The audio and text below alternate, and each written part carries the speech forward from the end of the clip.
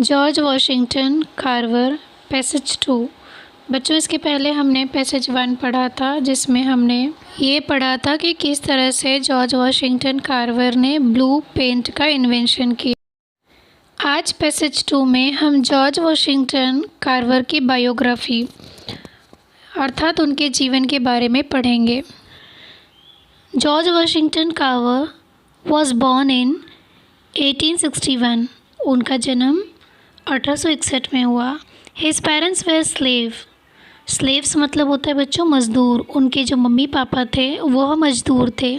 His family worked on a farm in America जो एक देश है उसमें फार्म पर मतलब खेत पर उनके मम्मी और पापा कार्य करते थे और वह खेत उनका अपना नहीं होता था। They were bounded labour. इसका अर्थ हो गया बच्चों वो एक बंधुआ मज़दूर की तरह अमेरिका में रहने वाले अमीर लोगों के यहाँ काम करते थे। एज अ स्लेव मतलब एक नौकर की तरह कार्य करते थे उनके पापा और मम्मी।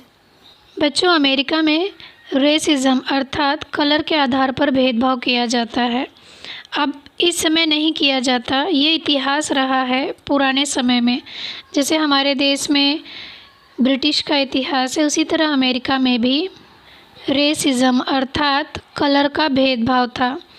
तो उनके पापा मम्मी एक स्लेव थे। गोरे लोगों के यहाँ यह काले लोग काम करते थे एक बंधुआ मज़दूर की तरह। He lost both his parents when he was still a baby। जब वो छोटे थे तब बड़ी दुखदायी घटना हुई, उनके पापा और मम्मी दोनों की मृत्यु हो गई। Carver loved plants even as a child। Carver जब छोटे थे तब से उन्हें पौधे बहुत पसंद थे। He cared for them। वह उनका ख्याल रखते थे। He understand what the plant wanted। उन्हें ये भी पता था कि पौधों को कब पानी चाहिए, कब खाद चाहिए। इन सभी चीज़ों की जानकारी कार्वर को बहुत अच्छी तरह से था। What was wrong with them। और ये भी पता था कि किस पौधे के साथ क्या प्रॉब्लम है।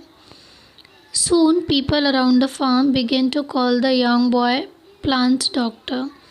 और उनकी इस खूबी की वजह से जो उनके आसपास के लोग थे उन्हें पौधों का डॉक्टर कहने लगे। Young Carver wanted to go to school and then college. Carver को पढ़ाई में बहुत रुचि थी तो वह स्कूल जाना चाहते थे और कॉलेज में भी पढ़ाई करना चाहते थे। But he was a black boy. जैसा कि मैंने आपको कहा बच्चों कि वह ब्लैक थे, काले रंग के थे। इसके लिए पहले पुराने समय में काले लोगों को विद्यालय में प्रवेश नहीं था।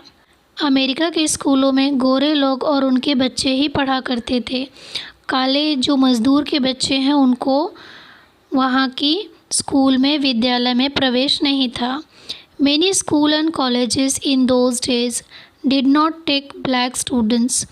और उनके काले होने की वजह से बहुत स्कूल और कॉलेज में वह प्रवेश लेना चाहते थे, परंतु रेसिज्म डिस्क्रिमिनेशन मतलब कलर के भेदभाव की वजह से उन्हें कहीं भी प्रवेश नहीं मिल रहा था। वह बहुत सारे कॉलेजेस में एडमिशन के लिए ढूंढ रहे थे।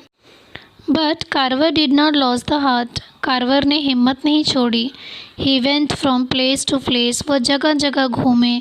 ही found a college where he could study.